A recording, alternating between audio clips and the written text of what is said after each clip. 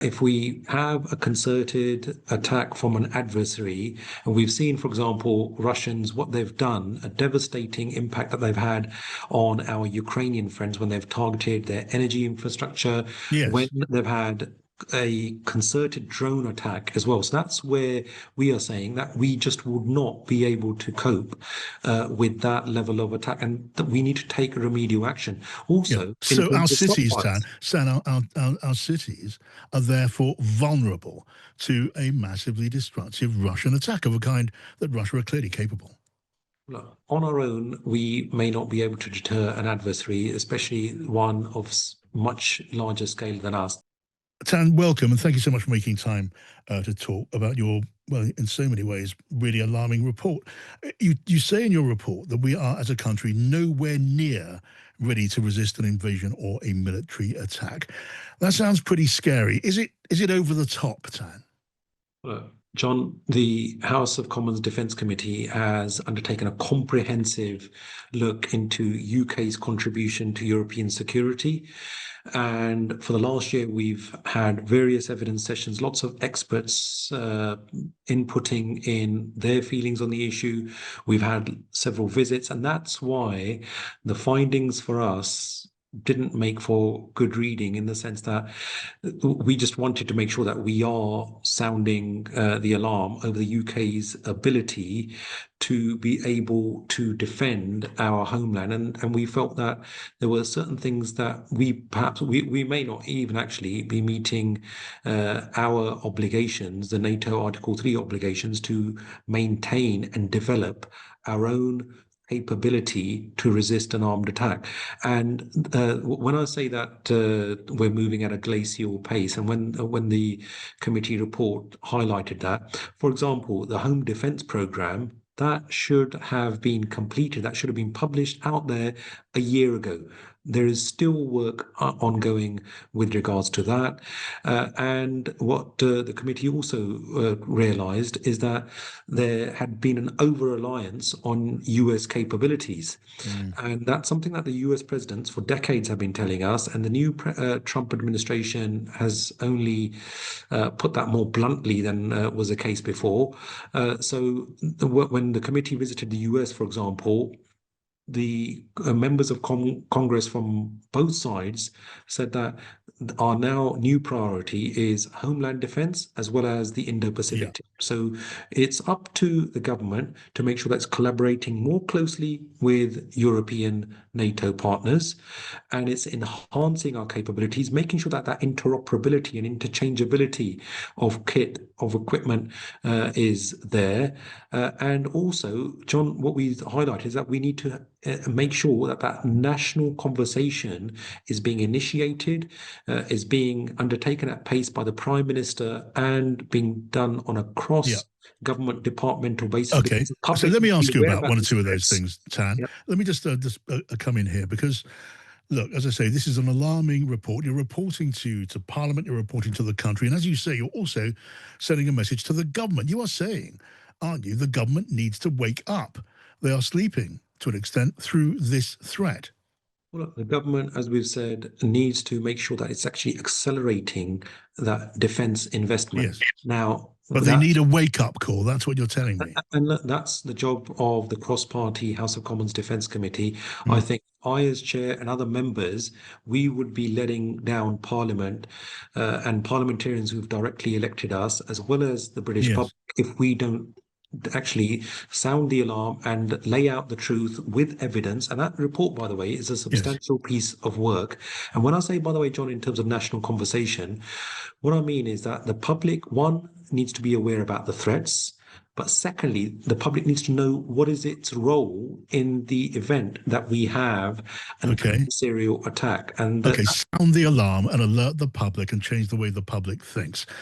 In a nutshell, where do you see these frightening weaknesses? What parts of our defense are really most lacking, in a nutshell, Sam?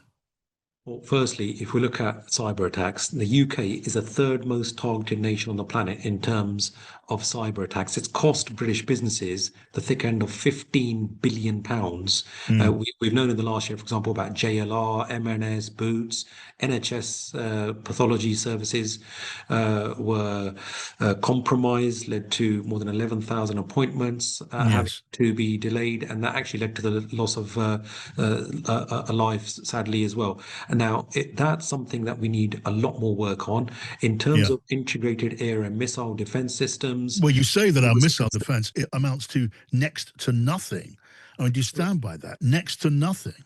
I think that if we have a concerted attack from an adversary, and we've seen, for example, Russians, what they've done, a devastating impact that they've had on our Ukrainian friends when they've targeted their energy infrastructure, when Yes. they've had a concerted drone attack as well. So that's where we are saying that we just would not be able to cope with that level of attack, and that we need to take remedial action. Yeah. Also, in So our terms of cities, Tan, stockpiles. our cities are therefore vulnerable to a massively destructive Russian attack of a kind that Russia are clearly capable. Look, on our own, we may not be able to deter an adversary, especially one of much larger scale than us, but we need to work with our NATO allies, just as we're doing at the moment with the Joint Expeditionary Force, that's the JEF nations in Northern Europe. We need to increase the pace of what is being done Yeah. and to make sure that we're meeting our NATO targets. Now, it's all very well, for example, where NATO nations have said that we're going to meet the 5% target, and that's what's been set. But at the moment, we are working to get to that 2.5% level, Yes. or 2.6 if we take in defense associated spending by Yes. the next couple of years. Now that is good, but where's the future plan? Where is the clarity for the defense industrial base? Because remember, it's not just about the government clicking its fingers and saying we will do this Yeah. without a very deep defense industrial base, and that takes a long time to mobilize. We just will And a not lot of have the money, Tan, and resilience. a lot of money. You're talking about a big Yeah, increase in spending on defense at a time when the Chancellor is scraping around for every penny. I mean, you're looking for a huge new political and politically risky commitment in a nutshell. well, that's what the work of government is. We all know it's very difficult. And for the last decade plus, we've seen the hollowing out of our defense forces. And that's why we were in this parlor state. And if we also look at the other fact that our munitions, it's great, by the way, that the government has today announced its new munitions factories that it's going to be building over the next few years. Yes. But that's needed because we have rightly Yeah. provided support to our Ukrainian friends, but Yes. then we need to replenish our own stocks. So Right. that, You think it's not nearly enough. Now, when it comes to leadership, I mean, you're concerned that we are relying too much on America. You see America moving towards pulling back from NATO in Europe. And the government is saying, John Healey, the defense secretary, is saying he sees the possibility of America disengaging differently, does not see that. And yet the Times now is saying the NATO US ambassador is talking about handing overall command of NATO to the Germans. It's always been in American hands. That must make you more concerned. well, these are the sort of discussions that have been had over the last year odd, and we were aware about, the American stance.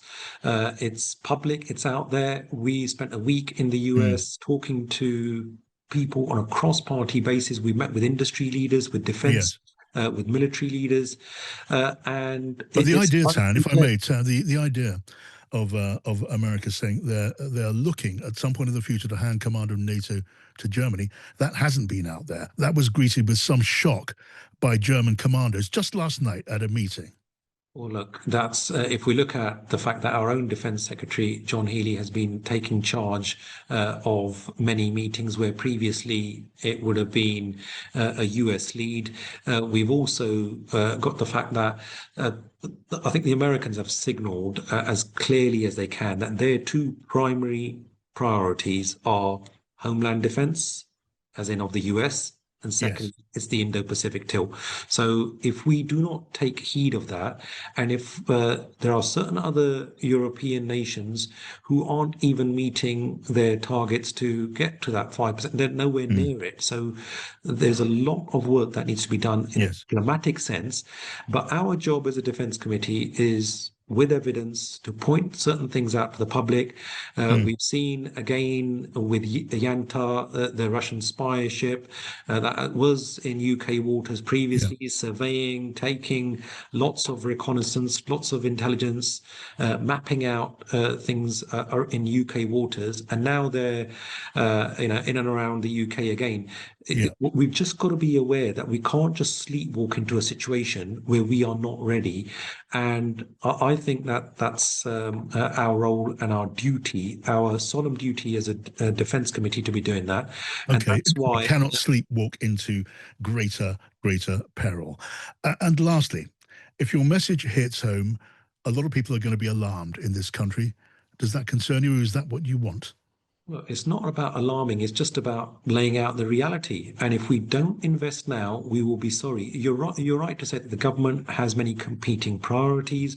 It's got a lot on its plate. And in the upcoming budget, we need to take cognizance of the reality with regards to defense and security. And I did raise this, by the way, on the floor of the House with the defense secretary, that if they needed more movement, we know that our German friends, for example, known for their fiscal prudence, they've relaxed their fiscal rules with regards to defense, so solely for defense. Yes. And that's we need to be thinking Okay. of ingenious ways to ensure that we are able to accelerate that investment, while also obviously investing in public services, investing in healthcare and education, the other things that our nation rightly expects. But remember, if there is no defense, if the government doesn't undertake its primary duty, everything else hinges on having a safe and secure nation. Okay, And Tan, I've got that point, and yeah, one would hope that many others will too. Tan Dhesi, thank you so much, and thanks for talking to me, Tan. thank you, John.